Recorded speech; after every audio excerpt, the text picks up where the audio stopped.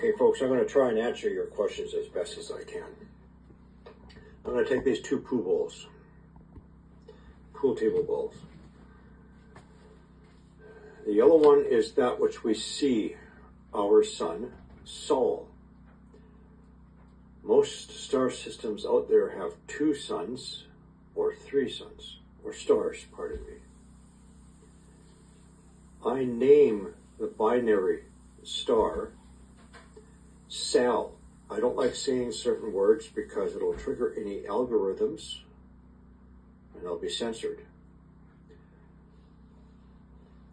It is believed that our second star, companion star, which comes around every approximately 3,600 years, is a brown dwarf or a failed star. It does not emit enough light for the conventional telescopes to see, except for the infrared and radio telescopes. Google Sky actually did post a picture of it. Google Sky is pictures of the universe. So this is Sal, the binary companion. The sun in which we see. It is believed that Sal is coming up from behind the sun, coming up from the south. This is why there's a South Polar Observatory right in the middle of the Antarctica telescope. So if it's coming up behind the sun, this explains the massive eruptions that we sometimes see on the back side of the sun. If there's an electromagnetic connection. Now, if Sal, as it's coming up, is starting to work its way to the western side of the sun, this explains why we're also seeing tremendous violent explosions on the western limb of the sun. Comes up from behind. If it's doing this, this explains the massive eruptions that I show you on the west side of the sun.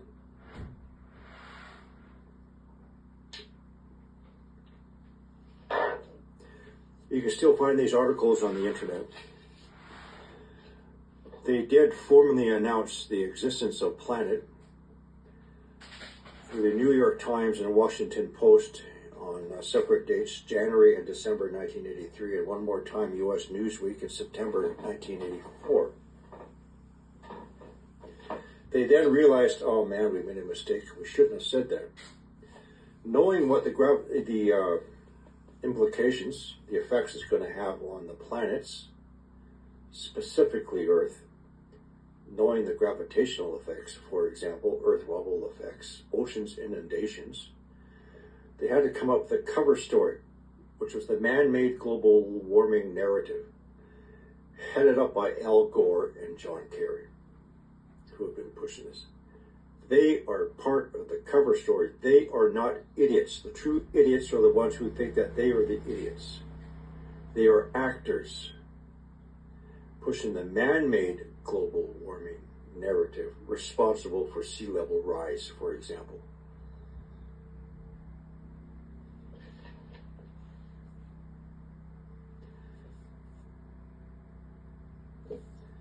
Because this, which is coming up from behind the sun, I think is now starting to make its appearance soon.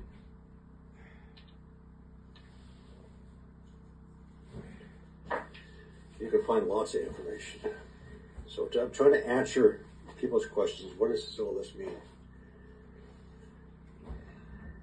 The sun is not acting and responding the way it should.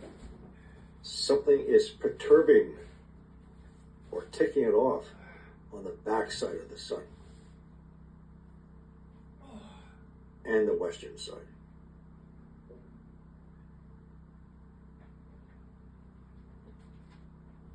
When all the other planets are changing, and I'm not going to start going into detail in this video, and the sun as well, this can only be explained by an outside influence or perturbance. The brown dwarf, Sal, planet, whatever you want to call it, or red Kachina, blue Kachina, there's a whole bunch of explanations. Let's just agree on a large celestial body coming into our neighborhood.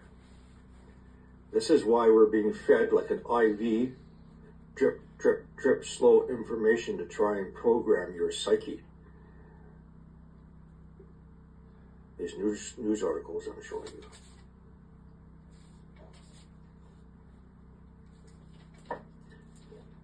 This fits perfectly into the book of Revelation and all other scriptures before the 66th book.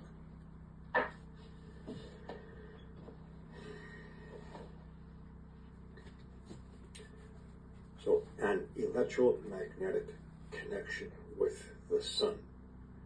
Sal also carries its own highly charged particles, radiations.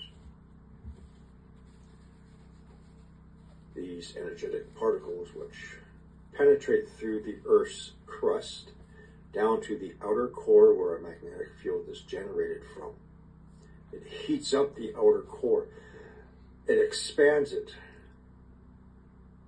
That expanding magmatic material has to escape up through the mantle plumes, which are anchored to the outer core, mantle plume tail to the mantle plume head to the underside of the lithosphere in which the crust and the oceans sit upon. And it's heating up, and it's causing the earthquakes, volcano eruptions, fires, heating the oceans, which produces and generates our hurricanes and typhoons, etc.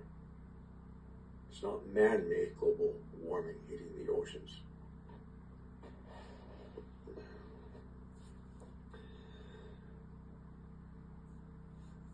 So, if this is true, okay, and it's getting closer and closer and closer, and it's about to make its appearance, the sun is going to be more perturbed, starting on the west side, and then eventually Earth facing. So these massive explosions that I show you, eventually will be coming around and hitting Earth.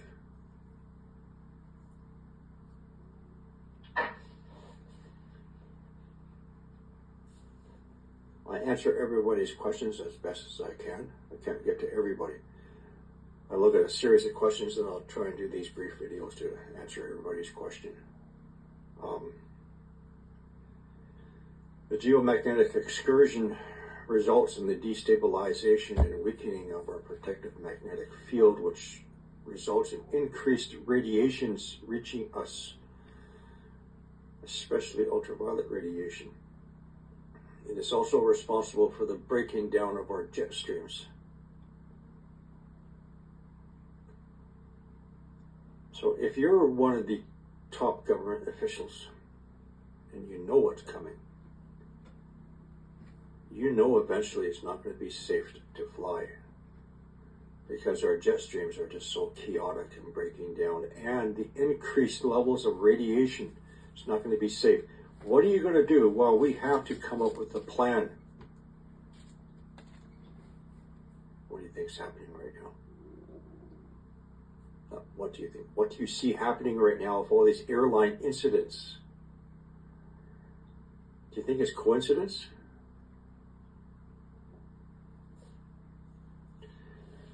One moment.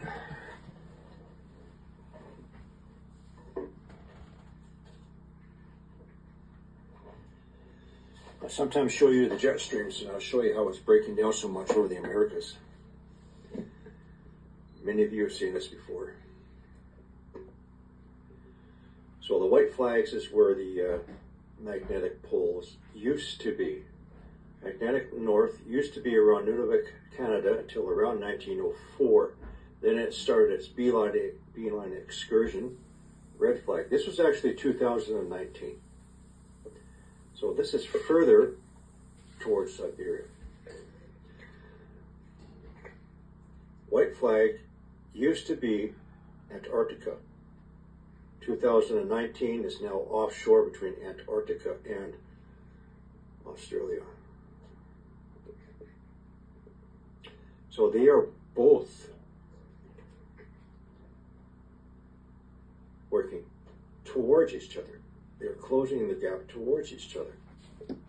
The convergence point, meeting point, doesn't matter right now. It's somewhere off of Sumatra, Indian Ocean, maybe the Bay of Bengal. Blue line, geomagnetic north. Red line, geomagnetic south. The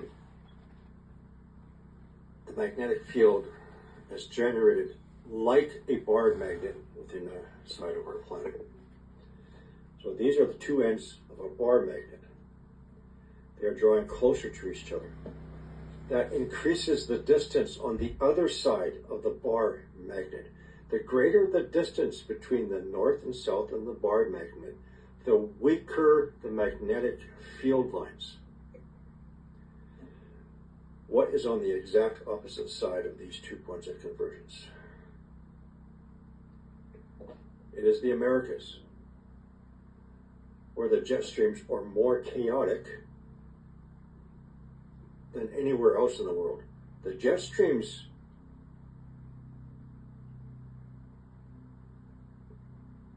backwards. The jet streams here in the Asias are a lot more stable. Maybe not so much in the bottom. And again, on the opposite side of the two magnets, over here, beyond chaotic. Next question.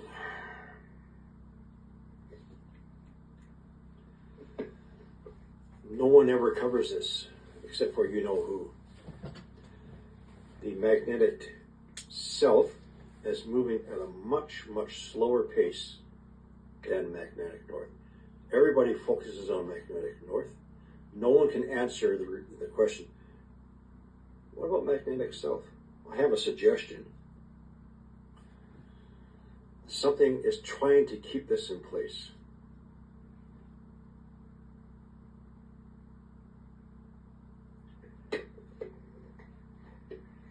The South Pole Observatory is right in the middle of the Antarctica.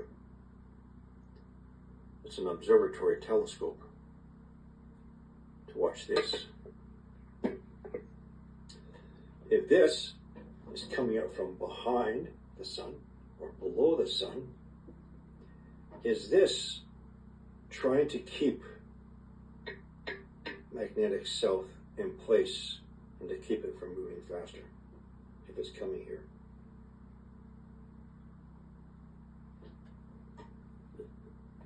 It's a suggestion.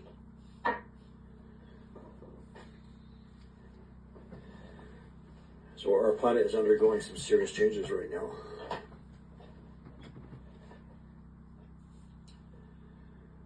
And I'm doing the best I can to answer your questions. That is all for now.